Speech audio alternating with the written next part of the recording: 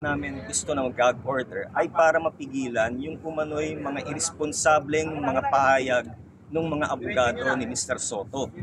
Kung inyo pong matatandaan, malinaw naman yung nakalagay dun sa order. Kinakailangan 5 araw lamang na sasagot si Director Yap at magkakaroon ng hearing ng Wednesday. Walang nakalagay doon sa order na ito na agad-agaran na pinipigilan na uli si Mr. Yap na mag-make ng mga posts doon sa kanyang Facebook. Walang nakalagay doon na pinapa-take down yung kanyang teaser or anumang materyales.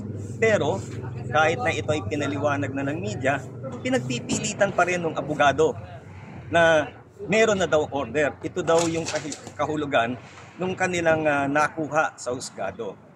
Nung akin pong pinaliwanag, dahil binalikan ako ng media na wala naman TRO ano yung sinasabi nila na meron ng takedown order, ay sila po ay nagsampa po ng tinatawag na motion for clarification. So in other words, sila mismo hindi nila naiintindihan kung ano yung inisyu ng husgado na kinakailangan pa nila na humingi ng clarification sa husgado.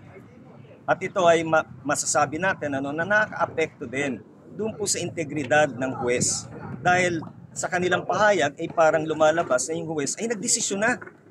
Nagkaroon na ng preliminary judgment. Very unfair dun sa judge. Because malinaw naman yung pagkakasulat ng judge. Ito lamang yung nire-require. And yet, yung mga abogado ay pinapalabas sa publiko at sa media na yung judge ay nagdesisyon na. We want to stop that. Today, we filed now a motion for immediate consolidation of yung criminal action at itong petition for writ of habeas data. Pangalawa ay pinapakansela po namin yung pong hearing this coming Wednesday, January 15, 2025. Simple lang naman po ang kadahilanan nito. Pag tiningnan po natin doon sa Section 21 ng Administrative Matter 8-1-16-SC, tawagin na natin siyang Supreme Court Circular, ay malinaw po dito na kapag meron pong sinampa na criminal action, pagkatapos na maisampa yung petition for writ of habeas data, ang husgado ay obligado na in-consolidate itong writ of habeas data petition doon po sa criminal action. Hindi ko po alam kung ito ay alam ng mga abogado ni Mr. Soto. Sa pananaw ko,